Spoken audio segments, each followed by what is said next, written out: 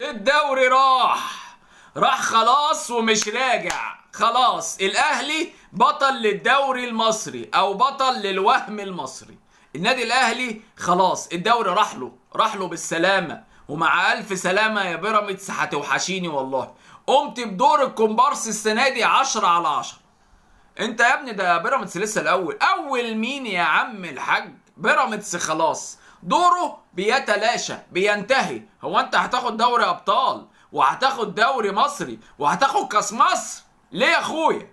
امال انت مين؟ انت الاهلي؟ لا يا عم انا مش الاهلي. وابقى تعالى اندهلي يا عم الحاج. الاهلي بطل كل المسابقات.